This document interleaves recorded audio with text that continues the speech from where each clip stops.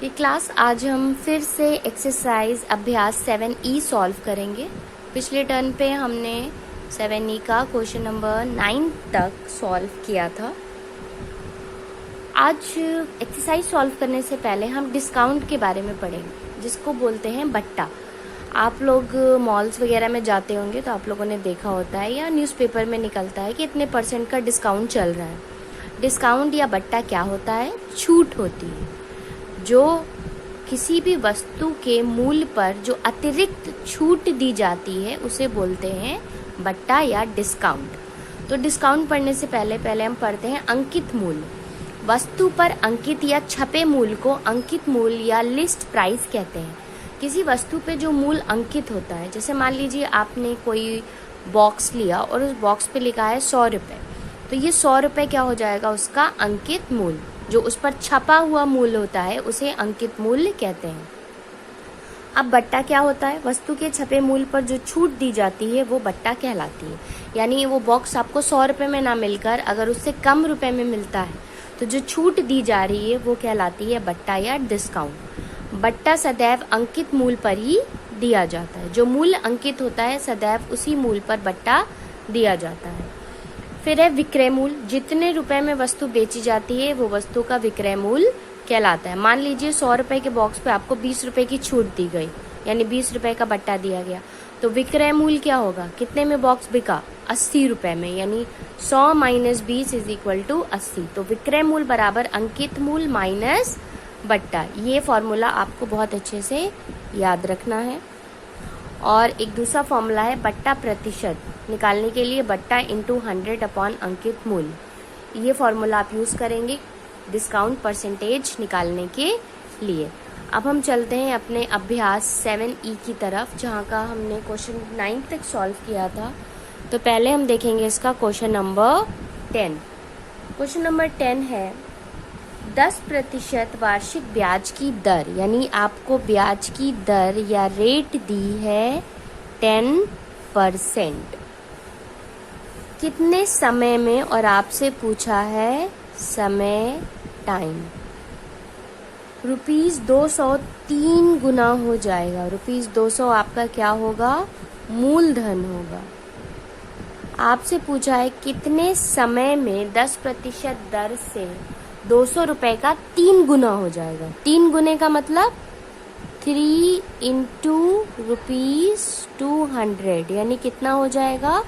600। तो ये चीज़ क्या दी है? ये चीज़ दी है मिश्र धन, ठीक है, अमाउंट, यानी कितने समय में 200 रुपये 600 रुपये बन जाएंगे। तो पहले हम ब्याज निकाल लें कि अगर 200 रुपये 600 बन जाएंगे तो ब्याज आई किसके बराबर होगा? मिश्र धन माइनस मूलधन, ठीक है। मिश्र धन है 600 और मूलधन है 200, यानी कि आपको ब्याज कितना मिल रहा है? 400 रुपये, ठीक है। मूलधन से भी दुगना आपको ब्याज मिल रहा है। तो आपको टाइम निकालना है। तो पिछले मैंने वीडियो में आपको फॉर्मूला बताया था, time is equal to interest into 100 upon P into R, ठीक है। ये फॉर्मूला लगाएंगे आप। आई आपको दिया है 400, P आपको दिया है 200 और रेट आपको दी है 10। ये 0 इस 0 से कैंसिल हुआ, ये 0 इस 0 से कैंसिल हुआ, 2 1 जा 2 2 जा, तो कितना आ गया आपका? कितने साल आ गए? 20 वर्ष। इतनी बहुत ही कम समय में आपको 3 गुना नहीं मिल जाएगा। आपका जो भी धन होगा वो आपका इतनी जल्दी 3 गुना नहीं हो जाएगा। 20 वर्ष में, इतने लंबे समय में आपका जो धन है वो 3 गुना होगा। तो आपका समय आ गया 20 वर्ष, ठीक है। अब हम देखते हैं क्वेश्चन नंबर 11। क्वेश्चन नंबर 11 देखते हैं बुक में। एक वस्तु का अंकित मूल्य 500 है, तो आपको क्या दिया है? आपको दिया है अंकित मूल्य बराबर 500। वो 10% बट्टे पे बेची गई, तो बट्टे का जो प्रतिशत है वो कितना दिया है? 10 प्रतिशत वस्तु का विक्रय मूल्य पूछा है। वस्तु का विक्रय मूल्य पूछा है, यानी कितने मूल्य पर वस्तु बेची गई ये पूछा है। तो सबसे पहले तो हम निकालेंगे कि बट्टा कितना है, यानी छूट कितनी है। तो बट्टा हो जाएगा ₹500 का 10%। देखिए बट्टे का प्रतिशत आपको 10% दिया, तो बट्टा हमेशा किस पे लगता है, अंकित मूल्य पे, यानी किसका 10%, 500 का 10%। तो 500 का 10% क्या होगा, 500 इंटू 10/100। ठीक है, ये 2 ज़ीरो इन 2 ज़ीरो से कैंसिल हो जाएंगे, आपका आ जाएगा ₹50, यानी छूट कितनी है, ₹50 की है। तो विक्रय मूल्य कितना हो जाएगा, अंकित मूल्य माइनस बट्टा, यानी कि 500 माइनस 50, यानी कि 450। तो हो गया आपका विक्रय मूल्य बराबर अंकित मूल्य माइनस बट्टा, 500 माइनस 50 बराबर ₹450। ठीक है, क्लियर है सबको। अगर आपको किसी चीज़ पे 50 रुपए की छूट मिलेगी तो आपको कितना उसका मूल्य देना पड़ेगा। 500 की चीज़ थी, 50 रुपए की छूट मिल गई तो आप 450 ही देंगे, कम ही देंगे ना, ज़्यादा तो नहीं देंगे। ये तो नहीं कहेंगे कि नहीं हम 550 देंगे। तो छूट मिल रही है तो जो उसकी जो अंकित मूल्य है वो क्या हो जाएगा, उतनी छूट से माइनस होके आपको जितना आएगा उतना आपका विक्रय मूल्य हो जाएगा। ठीक है, नेक्स्ट हम देखते हैं क्वेश्चन नंबर 12। क्वेश्चन नंबर 12 क्या है, एक घड़ी का विक्रय मूल्य दिया है। घड़ी का विक्रय मूल्य है ₹420। वो 25% बट्टे पे बेची गई, यानी बट्टे का जो प्रतिशत है वो 25% है। घड़ी का अंकित मूल्य पूछा है। क्या पूछा है इसमें उल्टा दिया है। ठीक है, विक्रय मूल्य आपको दिया है और आपसे क्या पूछा है, अंकित मूल्य पूछा है और बट्टे का प्रतिशत आपको दिया हुआ है। ठीक है, तो इसमें हम सबसे पहले क्या करेंगे, हमको अंकित मूल्य नहीं पता है तो हम मान लेंगे कि अंकित मूल्य है इसका X रुपीस। तो हम मानेंगे कि माना घड़ी का अंकित मूल्य बराबर ₹100। हमने मान लिया कि घड़ी का अंकित मूल्य 100 रुपये है। तो उस पे आपको कितना प्रतिशत बट्टा दिया गया, 25%। तो आपका बट्टा हो गया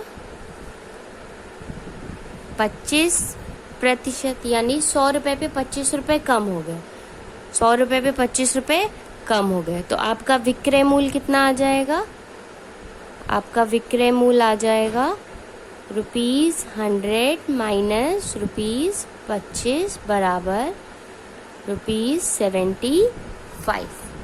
तो जब अंकित मूल्य 100 था तो विक्रय मूल्य 75 है, या विक्रय मूल्य 75 है तो अंकित मूल्य 100 है। इसी तरीके से हम निकाल लेंगे कि जब विक्रय मूल्य 420 है तो अंकित मूल्य कितना होगा। हमने यहाँ पे लिख लिया कि जब विक्रय मूल्य 75 है तब अंकित मूल्य 100, जब विक्रय मूल्य 420 है, यहाँ पर आपको दिया हुआ है, तब अंकित मूल्य कितना हो जाएगा 100। ये चीज़ नीचे आ जाती है अपॉन 75 और ये वाली इनटू में मल्टीप्लाई में चली जाती है। अब हम देखिए ये कैंसिल हो रहा है आपका 25 3 जा और 25 4 जा, 3 1 जा, 3 1 जा, 3 4 जा और 0। तो आगे आपका 4 इंटू 1 40। आप मल्टीप्लाई करेंगे तो ये हो जाएगा 560, यानी अंकित मूल्य आपका कितना है, ₹560। ये हो गया आपका क्या, अंकित मूल्य। घड़ी का अंकित मूल्य आपका हो गया ₹560 and that is the answer. ठीक है, ऐसे ही क्वेश्चन हमने पिछले एक्सरसाइज में भी सॉल्व किया था। इसको आपको ध्यान देना है कि इसमें हम कैसे निकालते हैं। ठीक है, ये वाली चीज़ हमेशा यहीं पे रहती है, जो ये होती है ये अपॉन में आ जाती है, और जो हम निकालते हैं वो मल्टीप्लाई में चली जाती है। नेक्स्ट क्वेश्चन देखते हैं। तो नेक्स्ट क्वेश्चन है क्वेश्चन नंबर 14। क्वेश्चन नंबर 14 है, एक पुस्तक का अंकित मूल्य 75 है, तो आपको दिया है अंकित मूल्य बराबर ₹75। दुकानदार उसे ₹60 में बेचता है, यानी विक्रय मूल्य, जिस मूल्य पर वस्तु बेची जाती है विक्रय मूल्य इज ₹60। वो कितने प्रतिशत की छूट प्रदान करता है? तो आपको क्या बताना है? छूट यानी कि बट्टे का प्रतिशत बताना है आपको। ठीक है, आपको क्या बताना है? बट्टे का प्रतिशत। तो सबसे पहले छूट दी कितनी गई या बट्टा दिया कितना गया? चीज़ थी आपकी 75 की और बेची गई 60 में, यानी कितने रुपए की छूट दी गई? 15 रुपए की छूट दी गई। ठीक है, अब आपको छूट पता है तो बट्टा प्रतिशत कैसे आप निकालेंगे? बट्टा प्रतिशत फॉर्मूला पीछे मैंने आप लोगों को लिखवाया था, बट्टा इंटू 100 अपॉन अंकित मूल्य। बट्टा है आपका 15 इंटू 100 और अंकित मूल्य कितना है? 75। अभी कैंसिल होगा, 25 3 ज़ा 25 4 ज़ा 3 1 ज़ा 3 5 ज़ा, तो कितना आ गया? 5 इंटू 4 यानी कि 20%। तो कितने परसेंट की छूट दी गई? 20% की छूट दी गई, और ये हो गया आपका आंसर। ओके, नेक्स्ट और लास्ट क्वेश्चन है इस एक्सरसाइज का, क्वेश्चन नंबर 16। क्वेश्चन नंबर 16 क्या दिया है? माना एक संदूक का विक्रय मूल्य 1400 रुपये है। आपको क्या दिया है? विक्रय मूल्य दिया है ₹1400। दुकानदार ग्राहकों को कितना बट्टा दे रहा है? 30%। और आपसे पूछा है अंकित मूल्य। ठीक है, 30% का बट्टा दे रहा है और आपसे अंकित मूल्य पूछा। तो अभी इसी तरीके का क्वेश्चन हमने क्वेश्चन नंबर 12 किया था। हम मान लेंगे, माना अंकित मूल्य बराबर ₹100, तो बट्टा कितना हो गया? 30% का मतलब 30 रुपये। ठीक है, 100 का 30% यानी 30 रुपये। तो विक्रय मूल्य क्या हो जाएगा? विक्रय मूल्य हो जाएगा 100 माइनस 30 यानी कि ₹70। तो जब विक्रय मूल्य 70 है तो अंकित मूल्य 100 है, तो जब विक्रय मूल्य 1400 होगा तो अंकित मूल्य आपका निकल आएगा इस तरह से। तो हमने यहाँ पे लिखा जब विक्रय मूल्य ₹70 है तब अंकित मूल्य बराबर 100, जब विक्रय मूल्य 1400 है तब अंकित मूल्य, अब ये 100 यहीं पे रहेगा, इसके सामने जो लिखा है 70 वो नीचे आ जाएगा, और जो हम निकाल रहे हैं वो यहाँ पर मल्टीप्लिकेशन में आ जाएगा। ठीक है, वो यहाँ पर मल्टीप्लिकेशन में आ जाएगा। अब ये 0 इस 0 से कैंसिल होगा, 7 1 ज़ा 7 2 ज़ा और 0, तो कितना हो गया आपका? 2000 रुपीज़, 2000। यानी कि अगर विक्रय मूल्य 1400 है तो अंकित मूल्य कितना है? 2000। ठीक है, अब आपका होमवर्क इसमें आज सिर्फ एक है, वो है क्वेश्चन नंबर 13। ये क्वेश्चन आपको होमवर्क में करना है और जितना क्लास वर्क कराया है वो अच्छे से करना है, फॉर्मूले लर्न करने हैं।